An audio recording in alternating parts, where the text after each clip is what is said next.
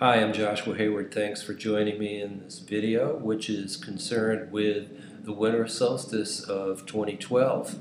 And here we are moving into perhaps the biggest event of our lifetime, or perhaps of all of our lifetimes. I've been through many editions on my YouTube channel and many editions for several years with my newsletter.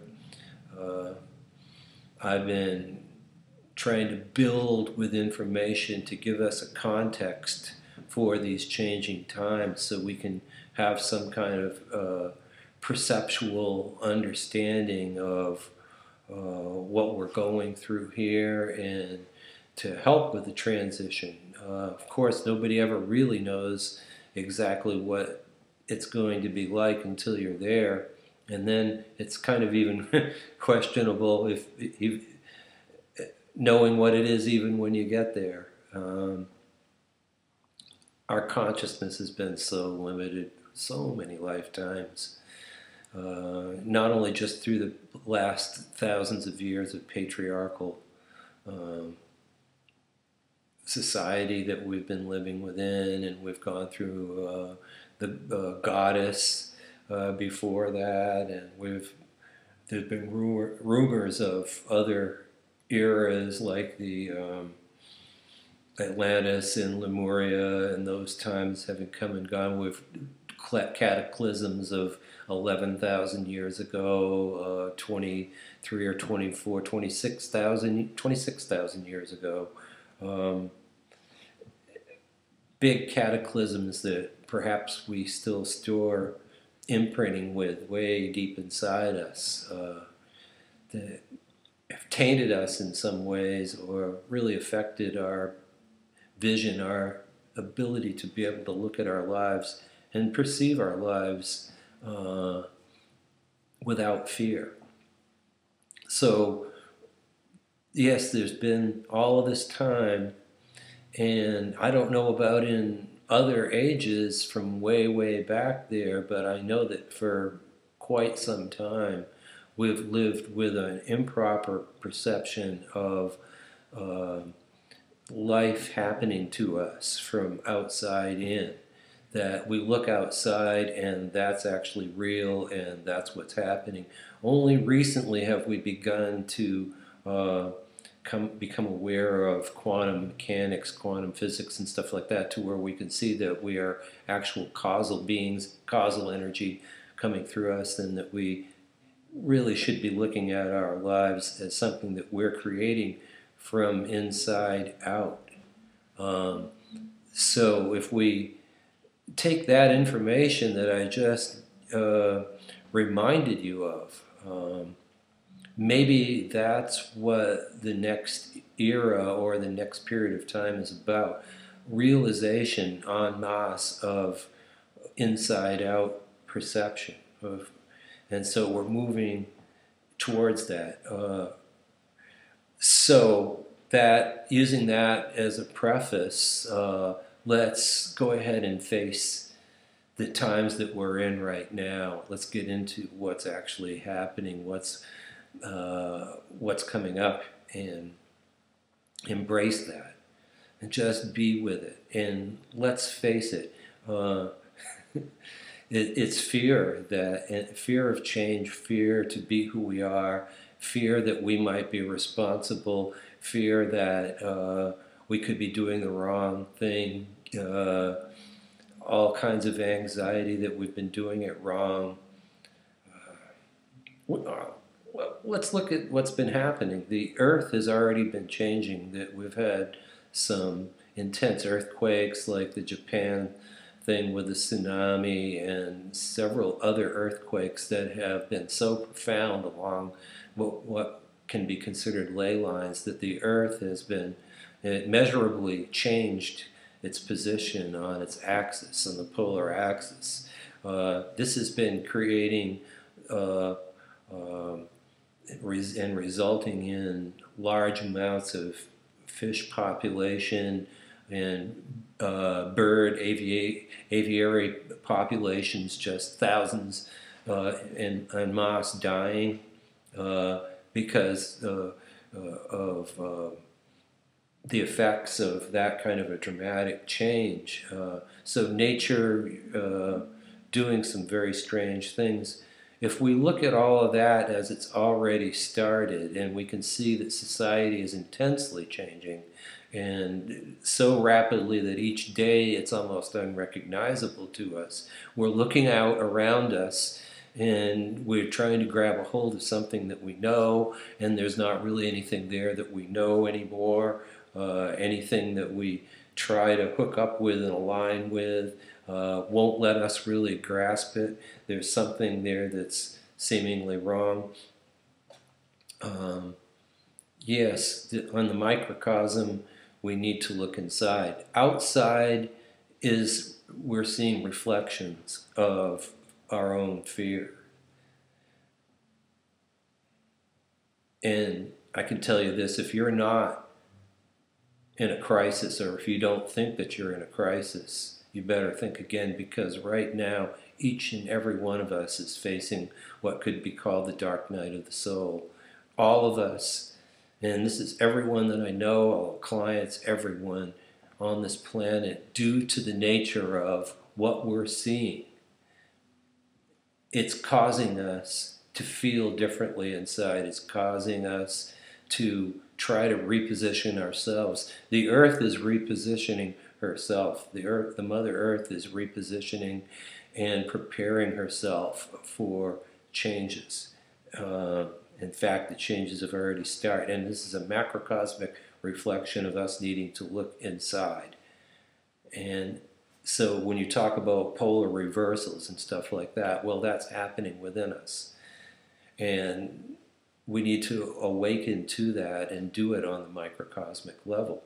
So that's actually what's happening. So global warming, which is now being soft-sold as a climate change, and we look at the storms like Katrina and more recently Sandy, and some things that just don't seem natural, whether they're caused by HAARP, or that's H-A-A-R-P, or whether they're just natural results of the changes that are going on with the earth. It's still a reflection. And this is not the problem itself. Global warming is not the problem. It's sort of symptomatic of us facing and the earth facing these huge changes. So what we're faced with as we enter into the winter solstice is the universe is giving us an opportunity. It's an opportunity that we probably haven't had before. If we did,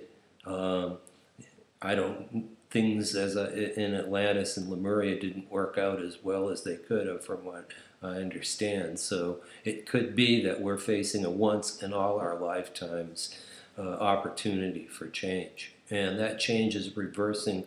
When we reverse the polarity here, electromagnetic, whatever, however you look at that, it really has to do with our consciousness going from outside in. These things are happening outside us, and they're pressing in on us to, okay, we're creating our own reality from inside out.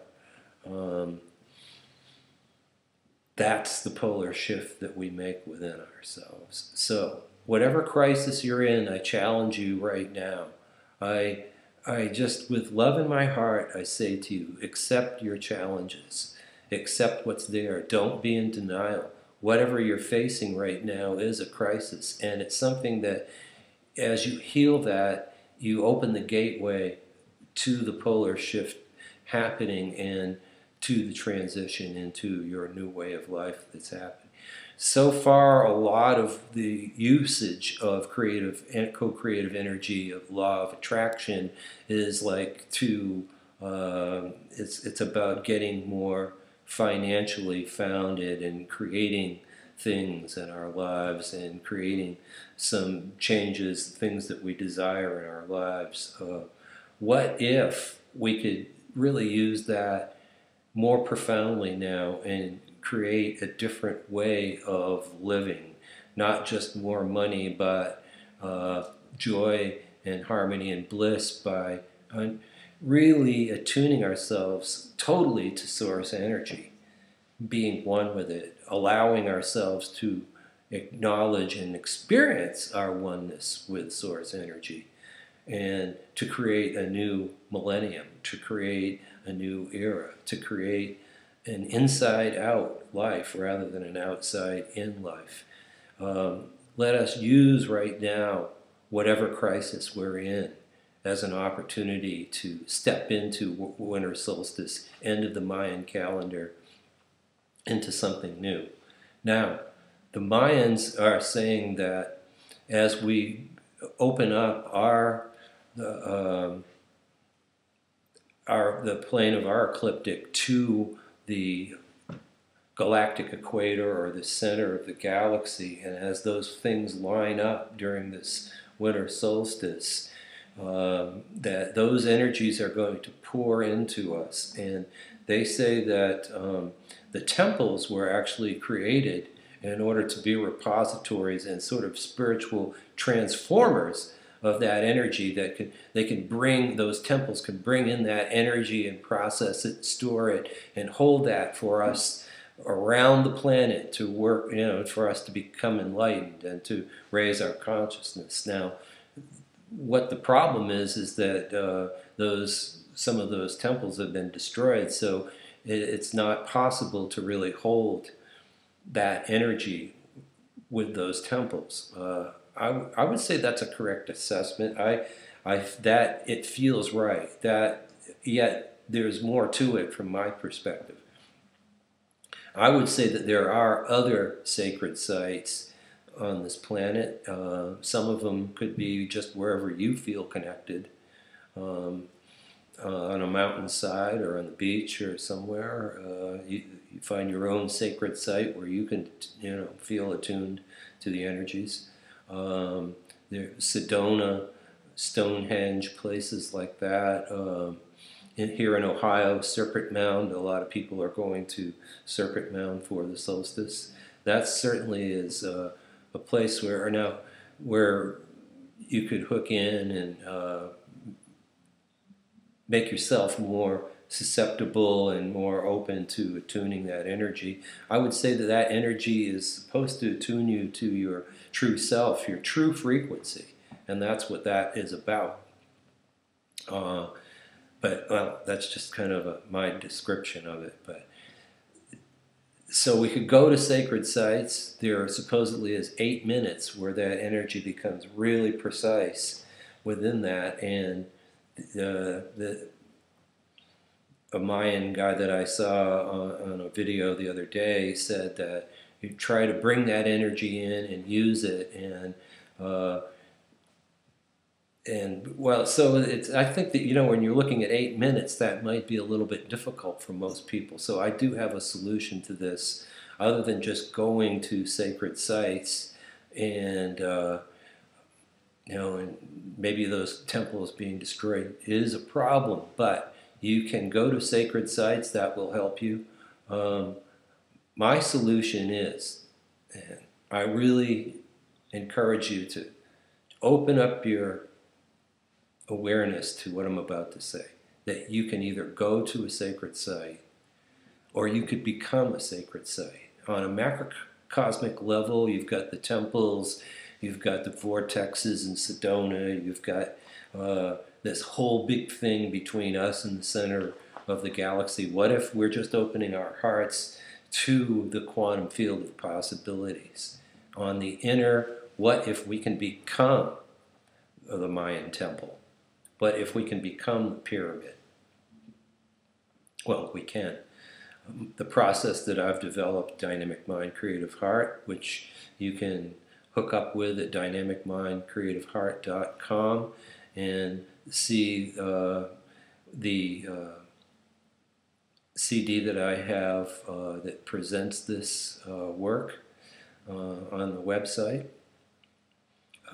This work is really about using conscious co-creative energy and to build a bridge between the old and to the new paradigm. So, I want to raise the bar with that right now. And what I have done is created an updated version or a new part of the process that I want to call Mayan Temple Meditation. And this is the latest version of Dynamic Mind Creative Heart, where you can become the temple and bring that energy in yourself. So it won't be that if you don't have that, if you can't tune into the right 8 minutes, or you're only there, it doesn't really matter, because during that 8 minutes, wherever you are, you're the temple, you bring it in. And so I want to open this work to everyone, and the next video that I will be putting out, which will be very soon, maybe even today, we'll see what happens, but I would really like to offer you on my channel to tune into that next video and take opportunity to do that meditation. And I would say to repeat that meditation as often as possible, perhaps every day, right up into the solstice, and keep doing it. And to really become that Mayan temple yourself and bring in that energy from the center of the galaxy, and really use that for your own enlightenment and for the edification of others, to spread light and love and peace and inside outness to everyone. And thanks for joining me today. I'm Joshua Hayward once again, and namaste, and be well.